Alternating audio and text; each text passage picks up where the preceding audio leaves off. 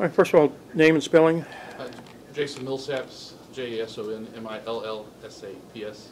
Okay, situation, your title? I'm the Executive Director of the Office of Homeland Security and Emergency Management. I'm also Judge Keogh's Chief of Staff for the county. Situation in Montgomery County. So we're still dealing with widespread power outages. As of this evening, we're about 79% of the county without power between all the electrical providers that provide power in the county. The largest of the outages is with Entergy, followed by CenterPoint. Entergy is expecting to try to restore a substantial piece of that by 10 p.m. today on Wednesday. However, due to the significant tree damage in the area of the county, we can see widespread outages to persist for several more days beyond that extensive restoration deadline that Entergy has imposed on themselves. Water flooding pitch. Yeah, so we're going to have some low-lying issues at Peach Creek and Caney Creek over in East Montgomery County. This is due to rain runoff that has finally made its way through the channels from our northern counties. Should be nothing compared to May or compared to January, just very low-lying areas, typical areas that flood in these types of events. Thankfully, Lake Conroe is just a few inches above normal pool.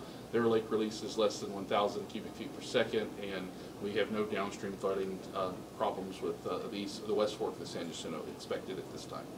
What about situation as far as getting supplies out to the folks? So our office has put in a request to the state for ice, water, and some supplies for like food and things like that. We're in the process of working that out with the state to get those resources in.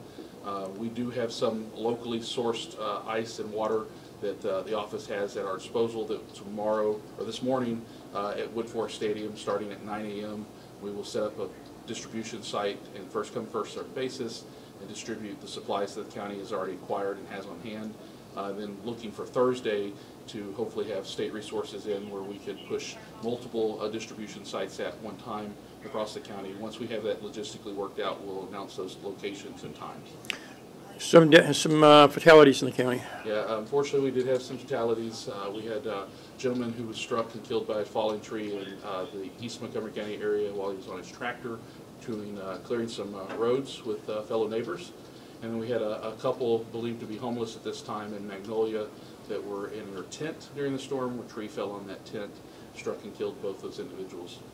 I have no more further details on that pending next of kin at this time. Okay. Fire and EMS taxed. Wires down. EMS, carbon monoxide. Yeah, so let's see, today is Wednesday morning early, all day Tuesday, the hospital district had a record-setting day for the number of calls that they ran. And a lot of those calls could be preventable. Unfortunately, we are seeing heat-related calls, and that's understandable given the heat and lack of power and air conditioning. However, carbon monoxide calls are very avoidable if you're following generator safety. Do not put the generator in the home or the garage. Keep the generator at least 20 feet for your home, doors and windows if at all possible, and make sure you're not venting the exhaust in and around any inlet into the house. If there's an open window and a door or source like that, proper generator safety can eliminate a lot of these carbon monoxide calls that we're getting. And then if you are out and doing things like cleaning the yard and you happen to burn your vegetative debris, do not use gasoline. We've had a few county commissioners court met on Tuesday in an emergency session, authorized OEM to begin the process of engaging with our vendors to start debris removal. We will be removing vegetative debris from the right-of-way, so the nearest, at the end of your driveway nearest to the street, almost immediately. So the process is ongoing. We'll engage those contracts starting by Thursday and working with the state to get the permitting in place to have debris sites for us to pick up. We encourage you to go to mctxoem.org to register for your debris removal. So we can start that process. This is going to be a long process in debris removal. This is it's not going to take days. It's going to take weeks and months. So you have some time at this time to get your debris to the road.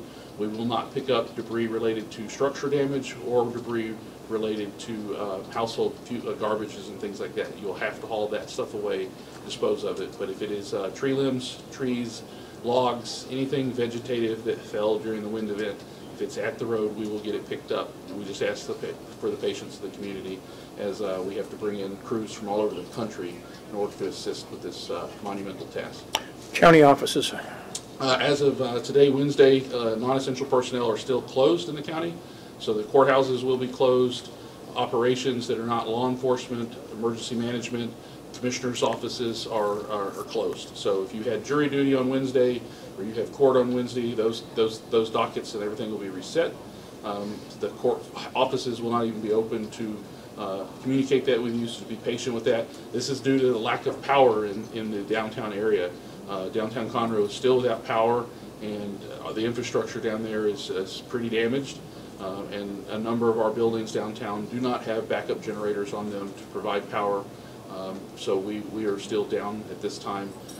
The idea behind whether a non-essential will be back at work on Thursday is going to be determined midday today, Wednesday, and we'll push that information out as soon as we know what the judge has authorized based on the infrastructure downtown. Where could someone go for more information on the situation in the county, what's being updated?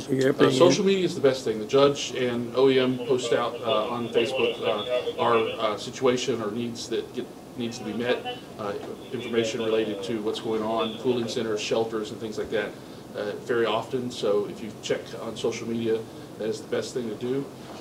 We ask that because the supplies are limited and because the number of locations that sell fuel and other places are limited due to power outages, don't get out being a looky-loo driving the streets. Get out and get what you need and get home. Conserve the fuel that you have.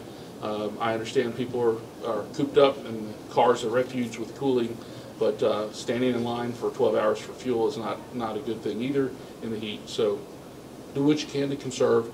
Over the next few days, power will start being restored in some areas, and then those stores and those locations will have to restock because now things have gone bad as power's been out for a couple of days, and get fuel back into their location before they can service the community. And over the next few weeks, few days, the community will start to recover from this, and we're already seeing it, neighbors helping neighbors and people working together to solve the problem. But we just ask for everyone's patience, and the county judge and the commissioners are working very closely together to address the roadways and get the roadways as clear as possible and get things open and get debris started to be picked up. But as we source supplies throughout the state to bring ice and water and things like that, just be patient until we can announce when those locations are for distribution. And if we have any needs that need to be pushed out for the public's consumption, the judge and OEM will be pushing that on social media. Are you on communication all with TxDOT in their situation, how they're doing with the roads? Yeah, so we've talked with TxDOT several times throughout the week and day. They are bringing in other TxDOT crews from around the state to help with the right-of-way maintenance and getting the roadways cleared. It's just a lot of stuff. You know, we've been saying it since Friday. You know, this is going to be a significant wind event for the area. You know, the forecast kept shifting and kept shifting. However, we were preparing for the worst, and the worst came. You know, so we had thousands of trees down. This is worse than Ike by far, and the county has only grown with more people, so it's more pressure on the infrastructure and the roadways as well. But we're going to get through it. We have all the resources that we have at our disposal, and it's just a matter of just not enough hours in the day to get it all done. So we're working through that right now. Multiple calls, fire department, wires down here, wires down there. Some of the calls have been repeated over and over again. Yeah, it is not necessary at this time to call in a wire down on a roadway or on a tree unless it's actively arcing or sparking. We have got a very good handle on where wires are down because of previous calls. So to avoid unnecessary call volume for the fire departments so they can do the work they need to do to get people back up and running, and being out on the streets looking at something they've already looked at, there's no need to call that in. If you see it sparking or arcing, which indicates that it's got live power to that line, then call that in, and that is something we want to address. But something that's been down for days at this time has already been called in. We're aware of it. There's no need for us to be called out for that. Intersections, traffic lights out. A lot of intersections, red lights or otherwise, as a four-way stop. Approach it with caution, and make sure you're paying attention to your cross traffic. People are not following the four-way stop process, so before you proceed out there, make sure it's secure and you can pull out safely. Okay. Any updates coming anytime soon from this office? We'll have an update coming out about 9 a.m. this morning, announcing again where our cooling centers are, our shelters are. We have one shelter in Splendora that is at max capacity, so we're working through that to alleviate some pressure there and to find an alternative location in case we need to open another one. Where's that location, Splendora? Splendora is the community center there on First Street. Okay. and then just look at other areas. What about areas of the county? What areas seem like it was hit the worst? East Montgomery County and central through West Montgomery County as the feeder bands stayed. So pockets south of 105, east and west of 45 is where the heaviest damages are.